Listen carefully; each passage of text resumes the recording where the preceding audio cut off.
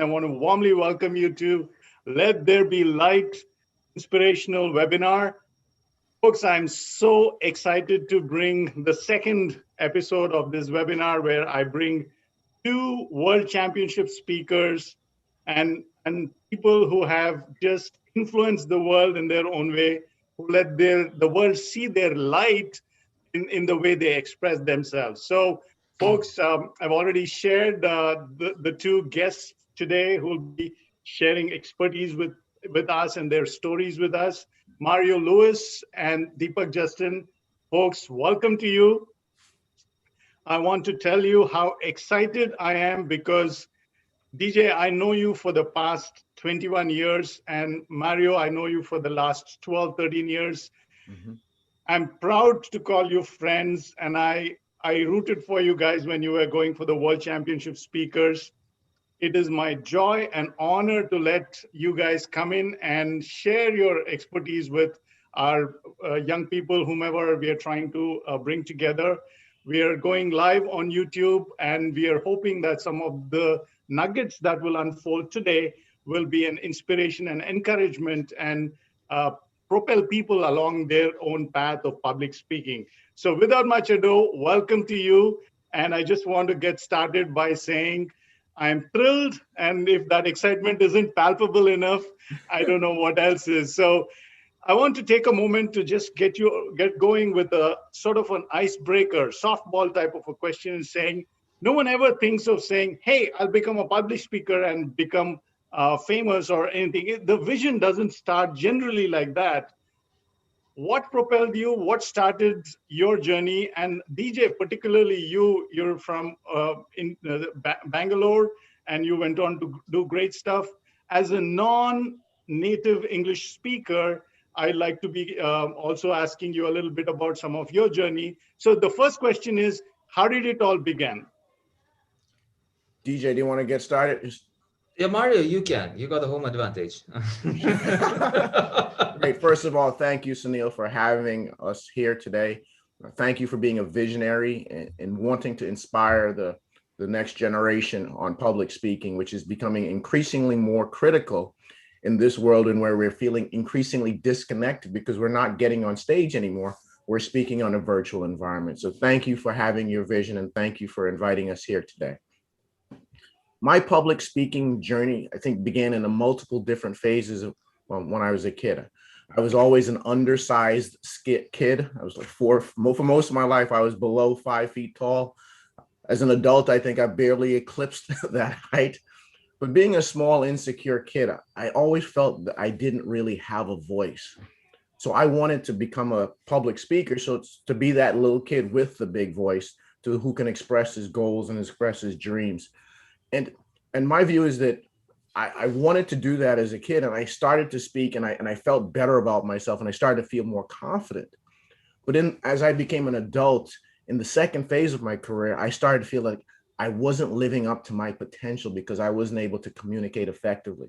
So that's when I joined Toastmasters in order to learn how to better express myself, learn how to better connect with audiences, and I will offer that it has been a transformational opportunity for me. I think I've become a better leader as a result because I'm able to better clearly articulate my ideas and my goals and my vision. So I don't believe people start public speaking because they just want to become great speakers. Often there's some hole or some need they're trying to fulfill, and public speaking can often be that, fill that void in themselves. Wow, a hole, a void, an insecure little lad went on to find his voice through it. DJ, your story. Okay. Yeah, for some crazy reason, I can't start the video. So it says the host has stopped me. One But second, I will grant the access. So I think I look.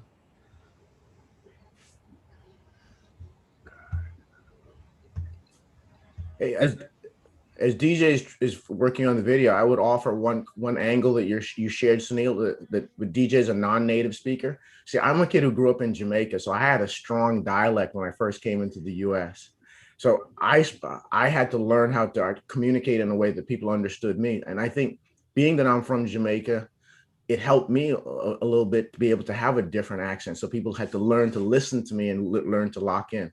But I'm sure DJ's story is much more profound than mine. Okay, thank you so much, Sunil, for inviting me. You've always been an inspiration, not only for this generation, but for how many other generations that you've gone ahead and impacted. Thank you so much. Continue to spread the light and be a blessing. For me, the question of the native language was not so much of a problem. The language was not so much of a problem as to what to speak in the language. For me, I was an extremely shy child. I was probably very, very reserved.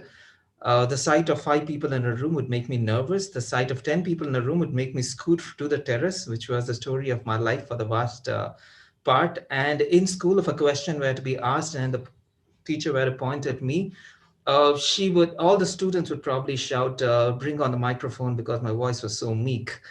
So I guess I hated school for that very reason. And my social skills were awful. I just had one friend in school for the vast majority, and he was my best friend because he was more silent than me. So you can imagine the conversations we used to have. Probably in 1 hour, we could speak about 10 sentences. So if I were to clock back in time, if I were to shrink myself in size, and if I were to probably engage in a conversation with Mario Lewis for 1 hour, I would have asked him one question. Hey, Mario, how are you? What's up? What did you do last night? If he says, I watched a tennis match, I would think for 5 minutes and then say, so what is the best part of the match? And he would say the winning part. And I would, after 5 minutes, react and say that, oh, that was wonderful. That is the best part for me too.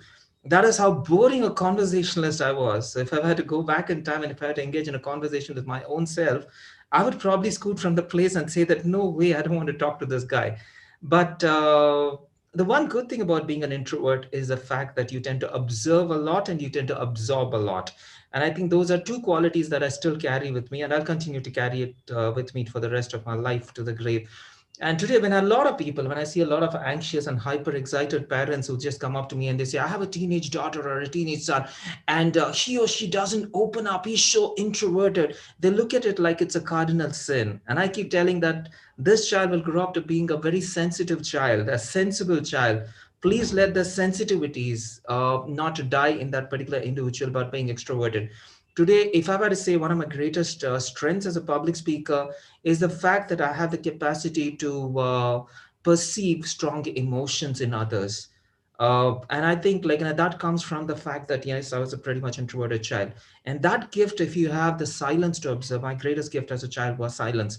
I used to spend a lot of time in solitude and in silence. So I started my journey by writing.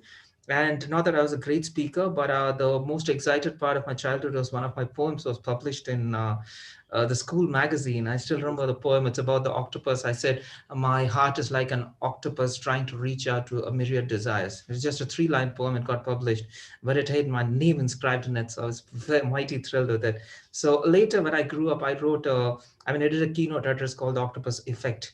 And the whole thing was based on that. So the journey was so much about not about the language, but about what to talk and how to go about impressing people. And I come from a family where everybody was a good speaker. It looked like they were born with the gift of the gab, and they needed some listeners, so probably they identified me as the one. So that is where it all started. And today, I think you got to show me a timer card, otherwise I wouldn't stop talking. No, So I will Sunil, you do got to that. tell me time out, time out, time out, or the host should just blank me out, and then I realize, oh, that's the message. Okay, so No, excellent. I mean, what's common to two world championship speakers is that you both had some perceived limitation or perceived belief, a self-limiting belief in you that said, I really need to find my voice. And DJ and Mario, if yours was a perceived physical sort of a limitation, DJ seems to be a psychological. I'm an introvert. I'm a very, in his own words, a limited conversationalist. But those were actually not perceived weaknesses, but they were actually strengths that you turned around for advantage. So what I'm hearing you guys say is, it doesn't matter whether you're tall, short, medium height, or it doesn't matter whether you're an extrovert, introvert. You can be an excellent speaker and communicator. So what's been the journey like for both of you to know that hey, I have these strengths and actually they're not weaknesses. Was there any aha moment in your public speaking journey where you said, this is what I'm cut out to do. This is something that I will enjoy immensely, the rush or the appreciation. I mean, DJ, you referred to the fact that you saw that a poem being published in the magazine. So what are some of the things that set you up and put you on this journey for public speaking? I mean, I would offer that the initial success I had when I started speaking really helped propel my confidence. So just being able to get on stage and share my ideas and having people respond in a meaningful way was very helpful to building that confidence. But what really was transformational for me was that I was always a person who within my area, I was always like the first runner up. But I think the key thing I really had to learn was how to really deeply connect with people in a meaningful way by communicating better, more powerful messages. And I think one of the first speeches that really made it big for me is a speech I wrote called Size Matters. And it was about me being insecure about my height growing up. And then how using public speaking, I was able to get past that. When I was able to share that story about my failures, my frustration, my fears, and my vulnerabilities, I started to connect with a broader range of people, a larger audience, and people gravitated to me and my message. And that was the message that actually took me to the Toastmasters World Championship Finals. So because of that, it has taken me on a journey of learning how to better create messages, how to develop messages that really connect with people. And that is an evolving journey and something I continue to work at. So how to better share your ideas in such a way that people from different backgrounds, different religions, races, everything that makes us different, how can you create ideas that bring people together? So that is an evolving journey, and that is what fires me up now. So how to better communicate those thoughts. So you converted what was perceivedly a limitation into this compelling story that resonated around the world. Absolutely. And the difference is the difference in creating connection is that you now get people to help follow you. Because when I spoke about my limitations, I found solutions within the audience. I found support on the audience, and I found happiness in speaking to the audience. So instead of being fearful about public speaking, I felt like I was extending my hand in friendship, and I was receiving hands back in friendship. And that's the difference in public speaking. When you start focusing on the audience instead of focusing on yourself, instead of just questioning how am I doing, rather than how can I help that person in front of me, it really transforms the way how public speaking is conducted. So instead of being in my head, I'm being in the audience. And that, for me, that took away the nervousness, it took away the shyness, and it transformed the way I looked at myself. Wow. Deej? Okay. For me, I personally believe that there's a psychological blank space in every human being which can be filled with inspiration. And so because the blank space was too huge for me, I wanted life to fill it for me. So I used to seek inspiration from anyone and everyone. And I was fortunate to get in touch with some people in school who are excellent orators. I mean, the church was a huge influence on me, the orators in the church, and the school and films, books. I would probably look at anything to fill that particular space. And I found that that was the starting point for me. I mean, just like the ancient Greek orators, Demosthenes and others, who started their journey by reading the works of the masters. Back in the day, I didn't even know there was a person called Demosthenes.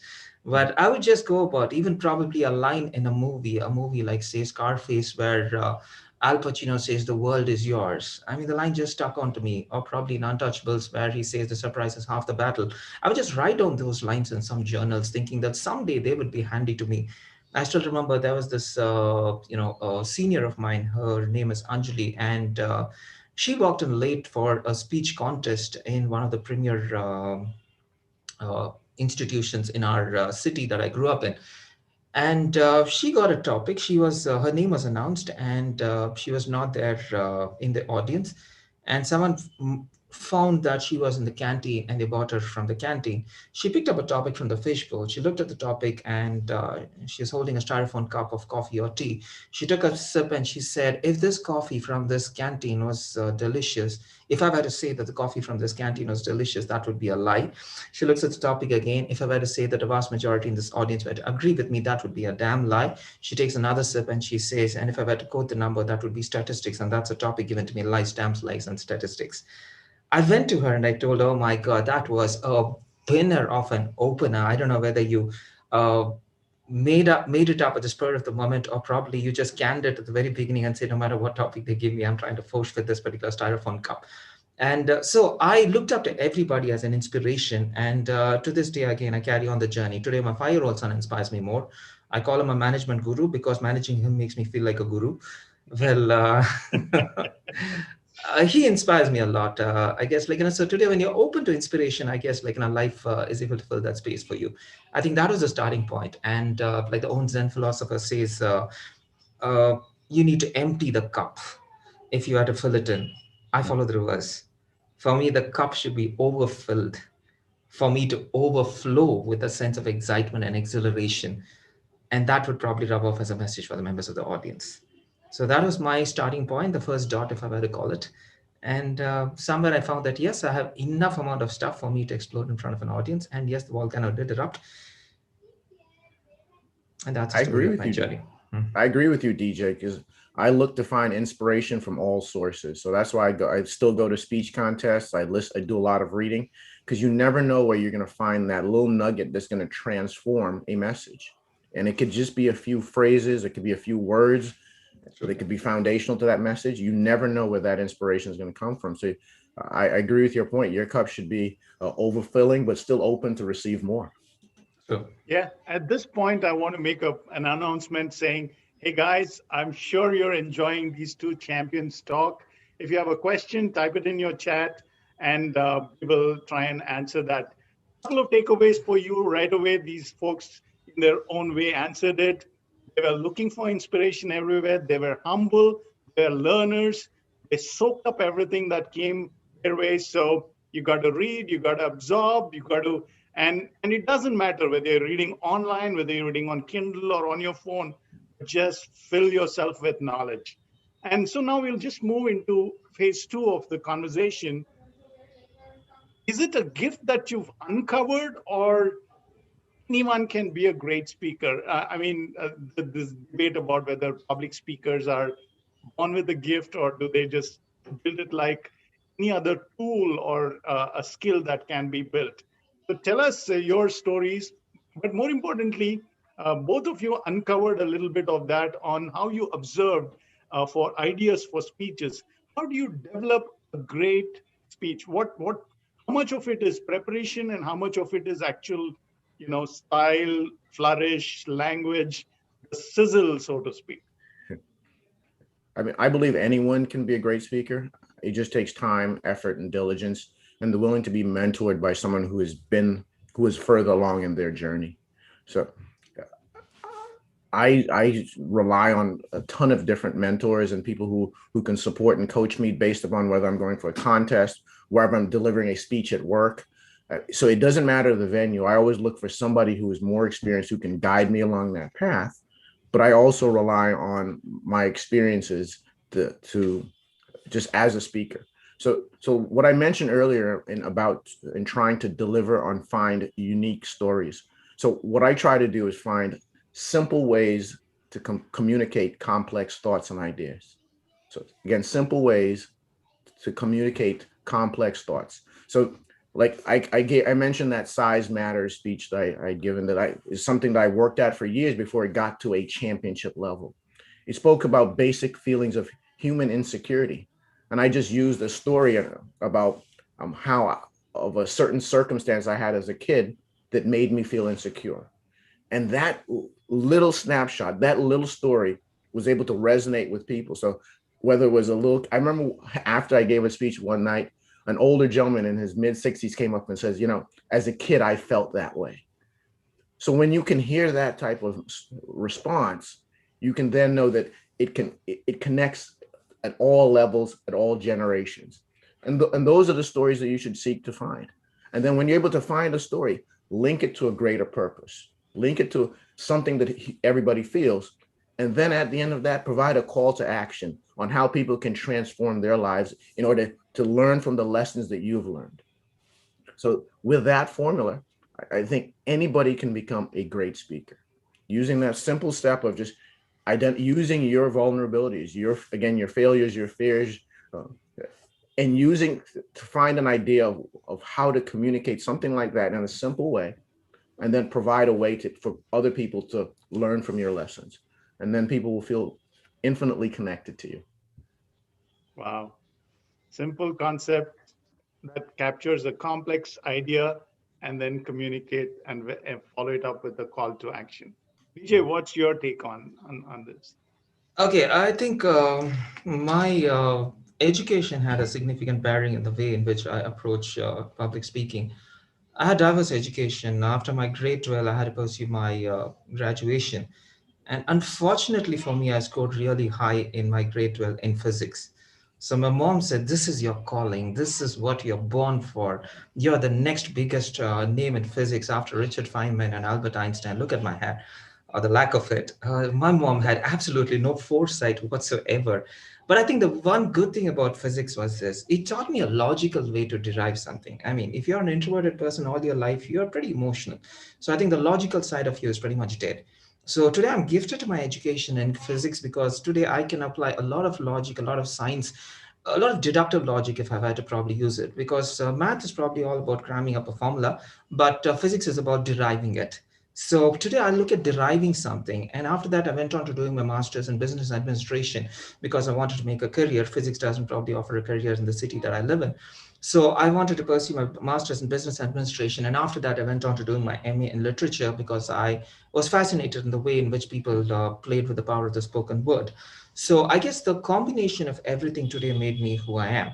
So to give you all to straitjacket the whole thing with a simple example, the 2016 World Champion of Public Speaking, I was fortunate to represent my country. Well, it was a very special year for me because this was the year my son was born. And it was our firstborn in the family, so we're super excited. I told my wife, like, the 3 months leading towards childbirth, I'm not going to work, and the 3 months after childbirth, I'm not going to work. So I'm going to take a paternity leave. Now, the point is, it's really difficult to convince your business associates, your vendors, your external, internal stakeholders that you're out of circulation and business. So it was really tough for me to explain to them that, yes, I need to be with my son. I need to go through these wonder years or these wonder months or this wonder period. And so I was actually juggling between a lot of things. And that year, my division director, who was incidentally a member of my club, a very good lady, she said, DJ, this year is going to be your year because everything seems to be falling in place, and take it from me, something tells me that you're going to make it. So I was thinking of a speech. So I said, okay, fine. What am I doing in real life? And I found that I was actually juggling. Right? I was actually juggling, and I said, okay, fine. Now that's a great topic. Now, how do I take it to the audience? And this was the start of my speech. I take an apple and I show it in front of the audience and I say, ladies and gentlemen, this is my wife, the apple of my eye, the object of my affection. I take a pineapple and I say, this is my mother-in-law. Pretty sweet on the inside, but on the outside, you can see for yourself. I take an orange and I say, all my dreams are like this orange. Bitter, sweet, sour, only time can tell. And I start juggling in front of the audience, all the three, and I say, ladies and gentlemen, this is my life. An eternal struggle or a juggle between me trying to win the favor of the loved ones, the respect of the elders, and me trying to satiate my own dreams that I let them all slip and fall and get crushed. So my message, using deductive logic, we're all jugglers. So how do we juggle? A juggler that I met, it was actually made up. So I just went on to saying, a juggler that I met taught me the secret or the key to juggling. He said, the key to juggling lies in knowing what to let go and what to hold on. So I asked him, so tell me, what do I let go and what do I hold on? And he went on to saying, let go of the unimportant and hold on to the important. I said, yes, I've got my message. Now I need to find two lovely stories to fit in the bill. So when I finished my graduation and my post-graduation, I had a bunch of friends who said, let's explore the world. We are a Columbus at heart, we are a Ulysses at heart. Let us just go out and explore the world. Let's go and probably work in 5 or 6 different countries and just expand our portfolio and come back. At that time, I started my business. I was in advertising at that time. So I was very focused. So I let go of a relationship or a few relationship in the form of friends, my circle of friends, and I was holding on to business opportunities at that time. As time went by and my wife gave birth, I let go of business opportunities and I held on to a relationship that was very dear to me. So I went on to telling at different stages in your life, different things would become important and unimportant. Now, the beauty of that particular message is this. I mean, I gave it at the International Convention at Washington, D.C. in the year I remember 2016. that. Yeah. I didn't make the cut. I was the runner-up in the semifinals. I didn't make it to the finals. But the real gratifying part was this. When people would come up to me and say, "You're the juggler, right? You're the juggler. Let go of the unimportant and hold on to the important." I remember the message. And this is one lady I would like to quote. Her name is Annette Levine, and she's in Canada. I met her recently virtually, and she told me that she took a snapshot with me, and 5 years, her Facebook picture, DP, has a snap with her and me. And she said, "That's the power of your message." Now, for me, that is greater than winning a championship. Because Superb, if you superb. have given a message and that message resonated with a person for 5 years, and I'm not a celebrity, I'm not a Brad Pitt You or are, you are. Yeah, Johnny don't be Depp for modest. her to We put it both are. across, so I guess, I think for her to put it across because of a message that was given, I thought, yes, I thought that was something that is definitely a moment worth cherishing for a lifetime. So there you go, folks. They just unpacked in their two experiences what takes a world championship type of a speech, how you can make an impact, knowing your story, knowing your core purpose of why you're trying to give a speech or what is it that you're communicating. So I'll not rehash and review and recap much as I might tempted to, but let's quickly change gears. There are many boys and girls who will probably be hearing this.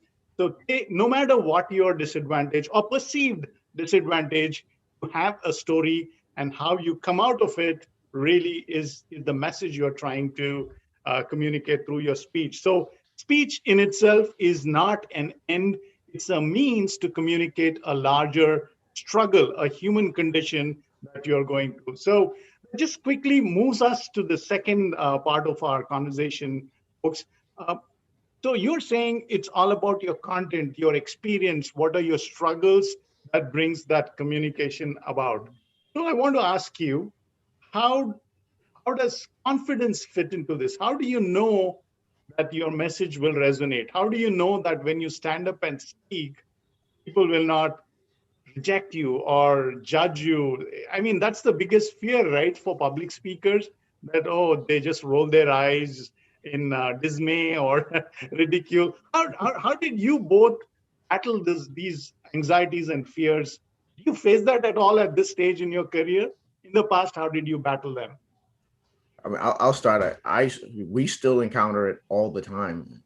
Um, I can tell you that once you've gotten to that level in the contest and that level in speaking, it becomes increasingly challenging to find new material that connects with people in meaningful ways. And you can see from DJ's story that just with the juggling, that was just a really innovative and creative way to express a really complex emotion that we all experience. So, I mean, he's mastered and unlocked the key to that approach.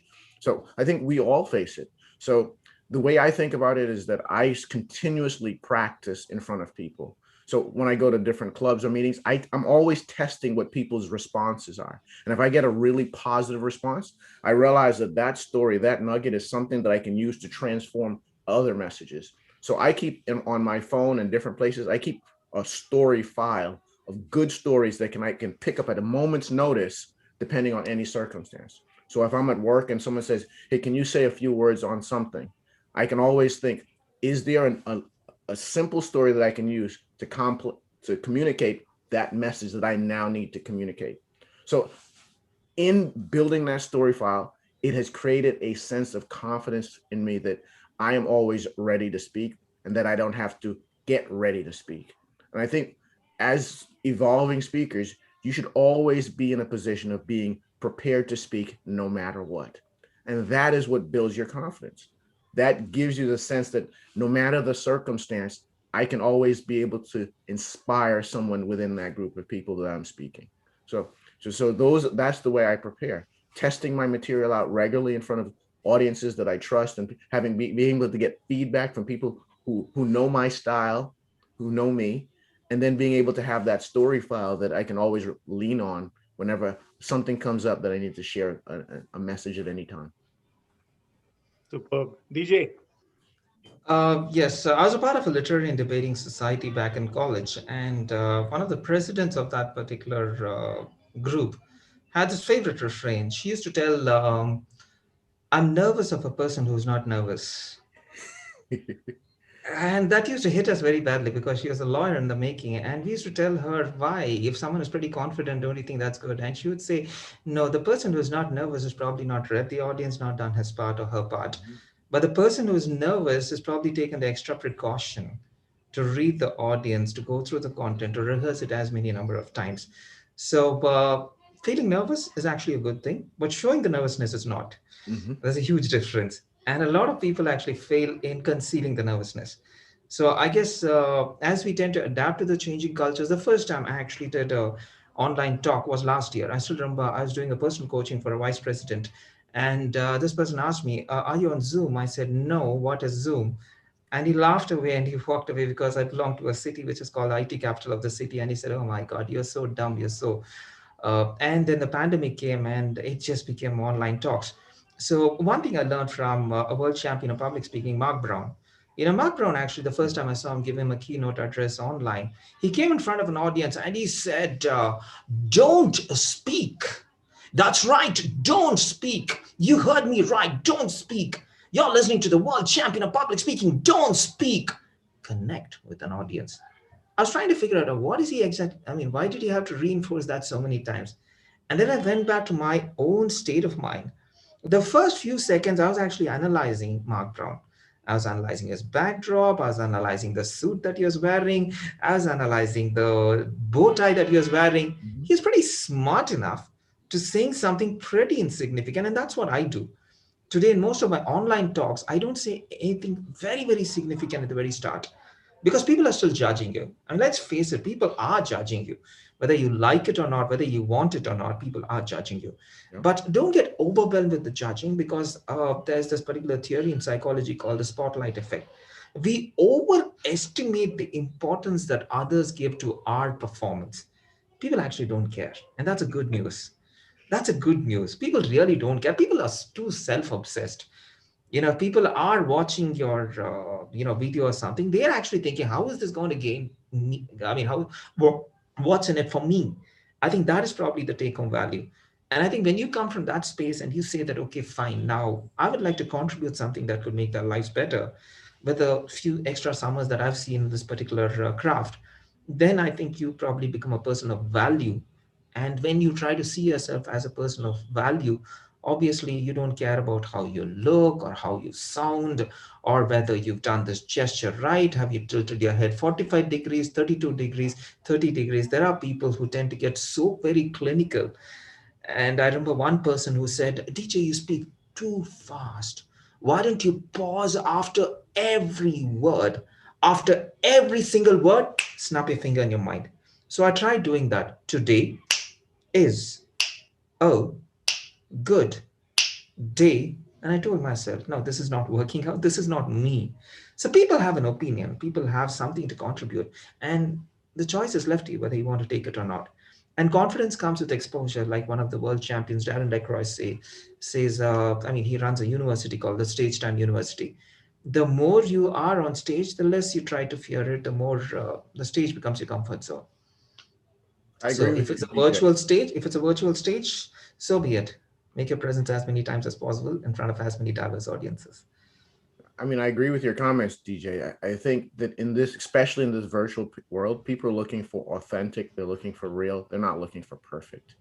They're just looking for people who can share something that creates value, that feels authentic, that really, because if you're communicating a message and you're showing that you really care about your audience, it doesn't matter if you deliver it perfectly. But I think when you are trained in your practice, like as you said, all of the habits that you have will emerge automatically. So all the skills you have will be there. It's just, can you deliver that authentic message that people really want to hear? Very true. Guys, just this is music to my ears. I mean, if this were a concert, I would just be enraptured by this conversation. Fascinating. I know a lot of young people always, we're way past the halfway mark. It seems like we were just warming up. But I just want to ask you a particular struggle that even I, as a young public speaker back in the day, struggled with, which is my voice the primary tool of communication? Is it good enough? Did you both ever feel inadequate, ready? Because there are some speakers who have this very gruff baritone, almost like they're cut out for, radio jockeying and public speaking. And once they speak in the mic, almost the entire auditorium comes to a hush. Not all of us have that gift of that voice. So how do you discover your physical voice element? And what training did you do? And how did you kind of fit where it tool? How did you sharpen it in your own words? I mean, my view is that it comes from repetition. But first, the first point I want to emphasize, Sunil, is that I think people have to become comfortable with their voice. I can't be the best replication of Sunil because I'm replicating Sunil's voice, and then it takes away from my authenticity. So I think, one, if you're not comfortable with your voice, you can train your voice so you can become more powerful, stronger. But I think being comfortable with your voice is the first thing. And because if you listen to singers, you've got so many different singers who have different voices who are successful because they have stuck to their voice. Mm-hmm. So first, be comfortable in your authentic voice. And then you can use it to build and develop on it to make it sound the way that you'd like it to sound, so you can become more powerful, have more ranges. Because what I realize is that within a voice, as you tell stories, you want to kind of modulate your voice to make that story connect better or differently. So the training will help you to create range. But I think the key takeaway for me is just be comfortable with your voice. Okay, I couldn't agree more, Mario, being comfortable with your own voice. As a matter of fact, I went for a voice training workshop. And the promise for the workshop, or the key highlight, or the bait that was dangled for everybody to bite was you're going to have a nice bass baritone voice. And we had a voiceover artist who came and he said, imagine you're getting a bass baritone voice and you play the role of a beggar in a play. How is it going to sound? And he gave a small demo. I don't think I can impersonate it as perfectly as he did. But I'm just going to give it a try. He said with a deep bass baritone voice, excuse me, could you just lend me a penny? It doesn't sound like you're begging. It sounds like you're ordering or you're threatening. And he said your vulnerability comes if you probably have a not so good baritone voice. And that hit me as a huge compliment. And I said, yes, I think as a speaker, the more pompous you are, the lesser the audience likes you. I think the more vulnerable you are, and the more you tell them that you are one of them, there's nothing special about you. It's just that probably you spent a few more summers in the same craft, and probably they have spent a few more summers in their own craft and their own discipline, and that's where they're probably great in their own right. And once you come to that particular realization, you can just be yourself. And I love this line that Mario said. I mean, just being comfortable with your own speaking voice. And then you don't need to be contrived. I mean, I've seen some people, my wife is a radio jockey. So you're talking about people with a good voice. Yes, she's one of them. She's gifted with a good voice. And I've seen some people who deliberately go through a bass voice. And I know there's one gentleman who strains his voice so much that today he's a treat for every ENT specialist in the city because his voice is totally messed up. Wow. I mean, trying to force yourself to have a voice which is not yours could end up damaging your vocal cords. And I know one person who's actually gone through that. So I would just say, people are just looking at as what you have to convey and how you're going to convey it. And that's it. Voice, yes, is definitely a particular advantage. And if you're gifted with a good voice, you can definitely use it. Otherwise, people accept you as you are. I think you need to amplify your inner voice. I think that is more important. Great point. Very great point. Inner voice is more important than your physical voice. I told you guys, this is going to be a treat. Thank you. I have a question given to me in the chat, private chat, from a young lady. She's saying that every time she tries to speak in a group, her voice kind of clams up. What advice would you have you a short, brief advice, 2, 3 practical tips that you can give her. How can she open her voice in such a way that she doesn't clam up anymore? Okay. DJ, you want to start on that? Go ahead, please. Okay, fine. Yeah, I just wanted the name of the lady so that I could address her in person. Huh? Let's call If her it's very secret, then I A. don't want to interfere. Let's call her name starts with A. Let's call her Miss A. Okay, Miss A. Fine. This question is a wonderful question that all of us face, and this is what I do. I look at the person who's farthest in the audience, and I project my voice to that particular individual whenever I start. So there's a great degree of excitement, and theaters helped me to. I was a part of theater for a period of time because I was plateauing as a speaker, and I told myself like, okay, fine. Public speaking is not teaching me anything. Can I learn stagecraft? And theater teaches you stagecraft better. And theater taught me that the best way to know that your voice is loud and clear, audible to the person sitting in the last row, is to first project your voice to the person sitting in the last row. No matter how good the acoustics are, I think it's important for you to reach out. So in public speaking, this is what I do. I project my voice to the person sitting at the last, and even my eye contact is towards the person towards the last. And deliberately, I keep friends who sit in the last rows, and most of my friends are last benches. So it's really difficult not to not request them to come across and sit anywhere else. So in doing that, like, you're excited because your friends are sitting over there, and yes, you're projecting your voice, and obviously the front benchers can definitely hear it. And I would say the first statements that you make, be 100% confident, because I think when you're talking about signs of nervousness, it's usually the first few seconds that encapsulates your nervousness. So if you can get through those opening lines with a great degree of confidence, so sometimes you can have a canned line, you can have a canned quotation, you can have something which is totally like preconceived. And when you deliver that with a great degree of confidence and the audience is able to resonate with your confidence, I think after that, you're able to essay the other parts of your speech much more effectively.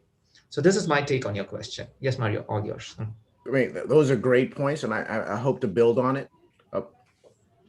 One of the things I think about the complete package of when I'm speaking as well. So the first thing I would want Miss A to think about is using eye contact to look at the person who has asked her the question or she's speaking to, and just lock in on that person and smile. Take a moment to process the question and process what you're going to say. Because even when I'm going through a speech contest, in the seconds before I open my mouth, I have said my introduction over and over and again to make it in my mind so that I know how exactly I'm going to deliver it. So as DJ said, the first few words are important. That's the smile that's on your face establishes the confidence. The eye contact establishes the confidence. Then when you say those words, take a deep breath, let the air out, because once you let the air out, there's nothing impeding your vocal cords from expressing it in the way that you want to express it. And then let the words flow, and then pause for a moment, look for the response, or then determine if you're going to continue to communicate, to increase the communication. That level of calmness, that level will make you feel confident and make sure that the person receiving the message knows that you are delivering it confidently. And that simple approach has worked for me on some of the largest and most stressful stages and has kept me calm and allowed me to continue to deliver that message in the way that I want to deliver it. So I hope that's helpful. You guys make it sound so easy and doable, but how do you handle rejection and discouragement, the fears in your heart? Some of that I want to just delve in. We've got another good section going. Guys, if you've got a couple more questions, I have a couple more coming in my way in one-on-one. If you have any questions, I'll try to combine them and let these wonderful speakers respond. So if you can. Thank you. Actually, this is part of a bigger program that I do, because the 6 elements that I talked about, I just gave an overview. There's actually a lot of things. Mute Aditya, please? Yeah. So maybe Aditya has a question, and I'll come back to Aditya in a minute. But just going back, one area where you can give some practical inputs to these public speaking buffs or communication buffs, the whole, how has it affected you as a person? Has it made you this absolutely confident individuals? What should people do so that public speaking can actually build them into better leaders? Because ultimately it's about getting great jobs, becoming leaders in their own field. How has it shaped you as individuals? And can you share a little bit about how it impacted your leadership journey? And I'll tie it into the first part of the question you asked, Sunil, was that, am I afraid of rejection? I mean, everyone does, no one likes to feel rejection, but as a speaker, I think we've become, and DJ will attest to it, we've become used to instant feedback. Like, so the moment you're done delivering your message, you get feedback through an evaluation. And I've become so comfortable with that whether it's good, bad, or indifferent, I'm happy. I think of it as a gift. I mean, feedback is the breakfast for champions. So, and I look at when I look at the audience response is also instant feedback. So I crave it because I know that if I'm able to absorb it, I can then channel it to my next message. But then how does it impact my leadership skills? Now at work, in my day-to-day contact, I welcome feedback from people who work with me, for me, around me, above me, because I realize I can channel that to make my performance better at work. So not taking it personal, because people say they're not criticizing me, they're providing feedback on what I just communicated or what I had just done. So once you create that environment at work with the people you work with, you now have an environment where all people are working together to make things better. So I think if you can start with public speaking as a venue for you to obtain feedback and create an environment where people are happy to give it to you, it will exponentially grow your leadership capabilities, and it will exponentially grow your career, which can exponentially grow your wealth. Wow. I like the last part. Okay. Yes, nobody likes rejection, but I think it's a part and parcel of life. You never value the sweetness of life without tasting the bitterness of misfortune. So I was a bad loser, actually, when I still remember the very first speech contest I took part in. My whole club came to root for me. And I did an excellent job, or I thought I did an excellent job. I had the magic trick, I had a song, I had a prop, I had the works. And I'd broken it down, right? From the voice modulation to the body language, the opening body conclusion, everything was calibrated. I told you I use a lot of deductive logic. I'm a student of physics. So I broke it down to its component parts, but I came second. I lost to a person who spoke about changing bedpans for his grandmother who was 80 years old. And that is the only core component of his entire speech. And he stretched it. And I still remember someone in the audience was shouting, "Oh, that's such a shitty speech." Well, he won and I came second. So my entire club decided to take me out for dinner, and there were people who were cribbing, and it was a bad party. I think it's probably one of the worst cribbing parties ever in my life. But later I realized, I mean, these people are still accepting me whether I failed or not. My family is still accepting me. My clients are still accepting. Nothing ever changes. So I guess today I take part in contests, which is the highest level of rejection in public speaking, because you're exposed to a lot of people. And years later, I lost my mentee's mentee. How bad is that? Losing to your mentee is bad. Losing to your mentee's mentee is a huge red flag that says, dude, it's time for you to quit. And that's what a lot of people said. It's time you retire and stop mentoring. Because I think you're doing a pathetic job. Your mentee is probably doing a better job. But then I said, contest for me particularly, create that sense of exhilaration. Anything to do with uncertainty creates a sense of exhilaration, which is what adventure is all about.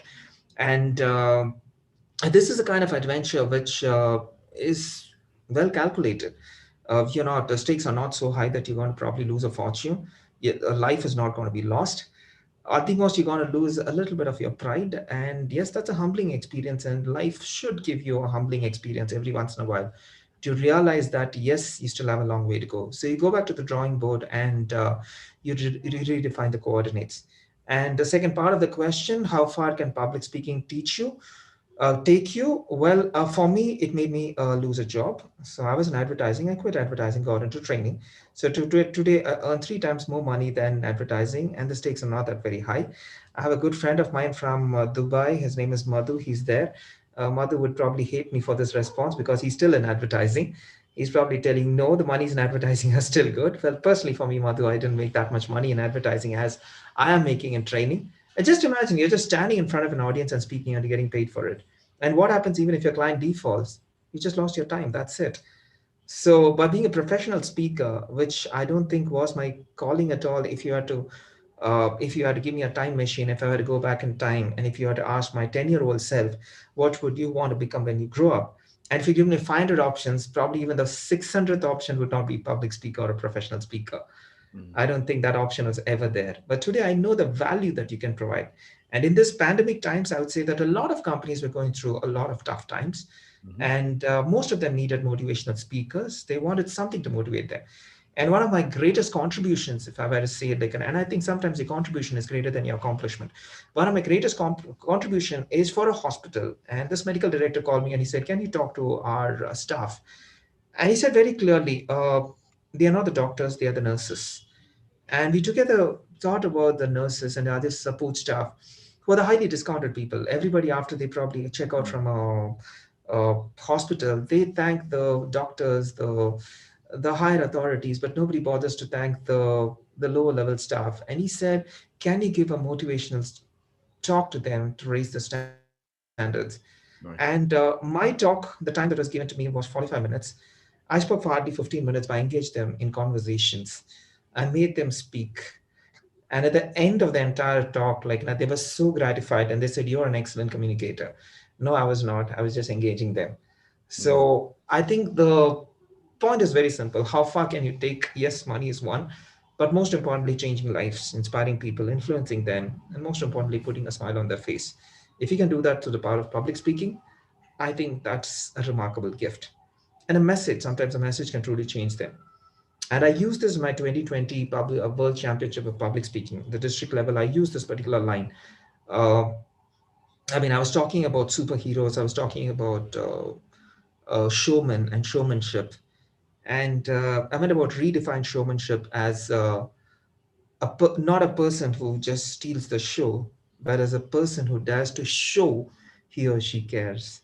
And I went on to quoting the people in the medical industry. And I said, to that person, the doctor or the nurse who sacrificed his or her life, the lives of his family, and everything that they held dear for the one thing that they considered sacred, which is service to mankind, that is showmanship. And I still remember a medical director called me up and he said, like, I knew you picked up this line from my hospital, but I'm so glad that my hospital had contributed in some small way towards the message that you wanted to say. And I told him, the feeling is mutual. As a matter of fact, I owe you a thanks because I think you gave me the opportunity. So I think public speaking is something is nothing but getting to touch base with the best of who you are on the inside, the best of whatever you imbibe, and reflecting it back to the audience. That's what it is. The rest is just conversation, body language, eye contact, voice modulation, getting a baritone voice, starting off with a grand opener. All that is just for the textbooks, and that is one other way of making money. Wow.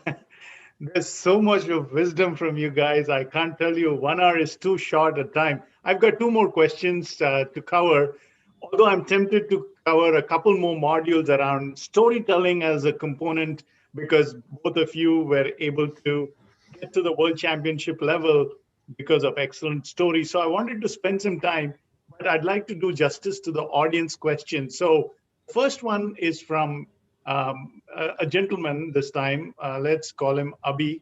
And Abhi's question was, now we are in the virtual world where all our presentations at work or speeches are virtual, and we don't have the advantage of making eye contact. So what are some of the tips, techniques that you can give quickly as to enhance their virtual presentations or virtual speeches? So some of the things that I use, you still can use eye contact in this plane. This is our stage.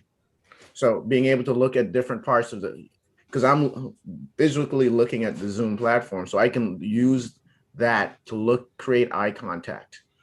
One of the things I had to learn as a speaker, because when I competed last year in the 2020 championships, I was in the semifinals, learning how to communicate, because the distance, normally when you communicate, you're speaking to an audience with hundreds of people.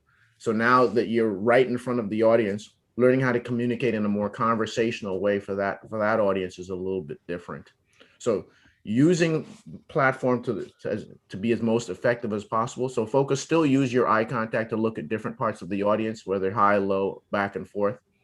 When I'm presenting, sometimes I stand up. So being able to use distance to represent the stage as well also helps to connect with people. But just making sure you're speaking in a conversational voice and still using all of the other speaking tools you have is still critical. So while it is different, it really hasn't changed the need for you to connect. Wow. Okay. Hey, another follow-up question, again, which is actually not speeches per se, but responding to a question after a speech. Onyx has this question saying, when I respond to a question, sometimes I actually lose sight or lose the train of thought that the questioner asked in the first place because I'm so into answering the question. What are some of the ways you can keep the question at the top of your mind? Some tips, techniques to answer questions without losing in the process.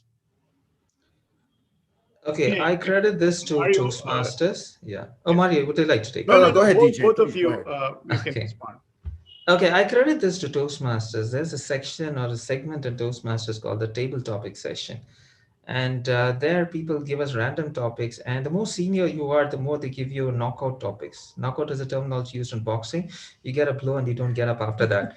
So I get topics like sanity is statistical, if pigs can fly, those kind of topics. And people deliberately search for such topics to give it to me. And I think that has given you a discipline to think in a very diverse fashion. So I would say that the most important thing is what you need is a framework. Abhi, a framework is very important for you because if you don't lose sight of a framework, for example, you have an opening, a body, and a conclusion. Someone asked me a question. The question is this: how do I respond to questions? So my opener is this, okay, I credit it to Toastmasters for creating the discipline, and after that, I try to talk about a 3-point simple formula that you can possibly use. Talk about 3 things that come to your mind when it comes to the particular question that is being addressed, and after that, get to the summary. So an OBC, or an opening body conclusion, is probably a framework. Or you could talk about the past, present, future. You can follow different frameworks, and once you follow a framework, you don't lose your train of thought.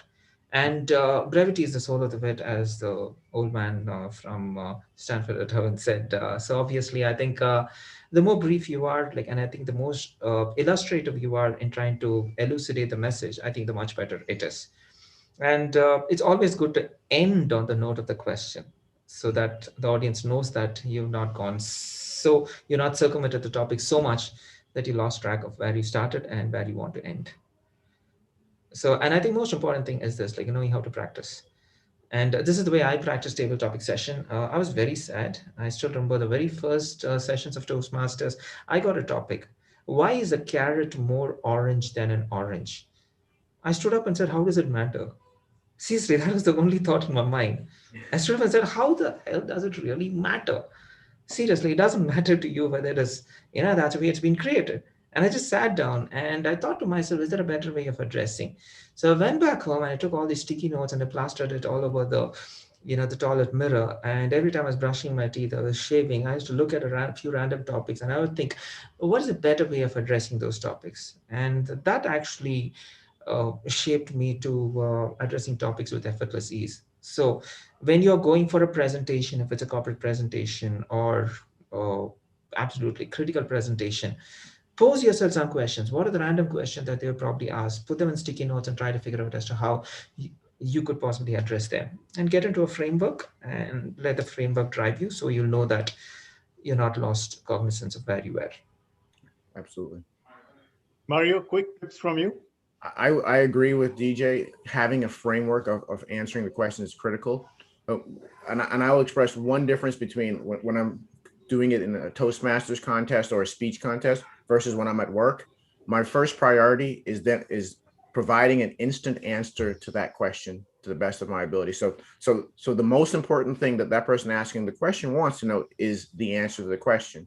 Then secondly, as DJ indicated, I then try to provide the supporting points behind that question.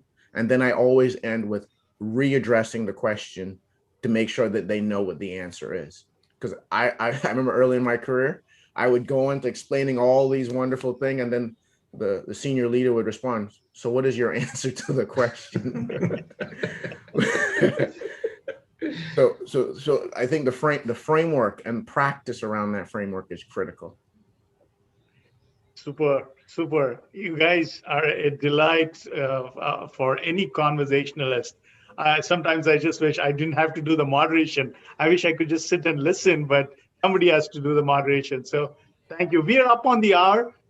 Any final concluding words of advice? Both of you, I'd like you to take a couple of minutes each, and I'll be a little generous with because I know you guys for so many years. Final advice. All these young people who want to just become great speakers, what are the 2-3 things that they must do? Practical inputs, please. I think I may break it up in a few different points. I think storytelling is the craft of the future. I think Steve Jobs said it, the storytellers will own the world in the future. So being able to tell simple stories is critical. I mean, I remember from my days at MIT, when I was kind of partnering with some of the smartest technical people in the world, the ones who I knew would be absolutely successful were the people able to take complex ideas, complex scientific topics like physics, and create them into simple ways, simple stories, how everyday people could understand it. And the second thing I would offer is continue to practice. DJ mentioned Darren LaCroix and his Stage Time University. He would always say, stage time, stage time, stage time. That is the only way you're going to continue to reinforce and refine your craft and find your specific voice for delivery. So when you're able to marry the storytelling and you're able to marry the delivery, as Steve Jobs said, you can own the world. Next to you, DJ. Okay, I have 3 simple points to be made. The first one is this: enjoy the process. The day you stop enjoying the process, I guess, like you give up on a craft. A lot of people look for the glory, but they don't bother about the grit and the grind. And if you enjoy the grit and the grind, the glory will eventually follow. And a second piece of advice is this, like, stay the course. I guess there would be some days where you may probably not get a good audience. Probably you may believe that, yeah, I didn't make the cut. Stay the course and always be on the path of progress. I mean, if someone were to look at me and say, like, 5 years back, you should have heard of DJ speaking. I mean, he was maverick. He was an absolutely awesome speaker. I don't consider that to be a compliment. People should say, 5 years ago, you should have heard him. He was good. Today, you should hear him. He's learned some more tricks and he's better. Mm-hmm. Now, you should be on that path of progress. And every day you should, this is one of my favorite lines that I created for a pair of jeans. And it's one of my favorite lines, one of my favorite adverts that I wrote. Every day turn back and say that you were false the previous day. So to that level, even it's probably an incremental change on a daily basis, whether it is public speaking as a craft that you're looking at, or probably any other craft that you're looking at, always be on the continuous path of progress. And the third simple advice that I'm giving you is this. I've given my coordinates in the chat, my Instagram address and my LinkedIn. Please do follow me. That's the greatest thing that you could do for your progress. I'd love to make more friends. So please be in touch, and I'd love to go ahead and take more topics, more questions from you if you're really interested in. Right, folks. I want to be very, very effusive in my appreciation to both of you. Thank you for taking time. Saturday evening, DJ, for you. You could be doing so much more, but you chose to spend time with us. And Mario, Saturday morning for you on the East Coast. Congratulations on the new role. Folks, I hope you can see how these two outstanding individuals made communications their calling card, and they're achieving great heights, inspiring people along the way, and obviously becoming successful as well. So if you have any more questions, you want to connect with them on LinkedIn, Instagram, by all means. And if you want to ask them a question, reach out to me. I'm happy to facilitate a conversation with them. Thank you, folks, for joining us, and God be with you. Have a wonderful rest of the weekend. Talk to you next month on an inspirational webinar again. Bye for now. Thank you so much, Sunil. You've been a Thank you, wonderful Sunil. host. You've always been an inspiration. Continue to be a blessing for everyone. Continue to let. Bye, Mario. Thank you so much. I think you've been awesome. Huh? Awesome to connect with you, DJ. Yeah, and I love your voice, man. I wish I could borrow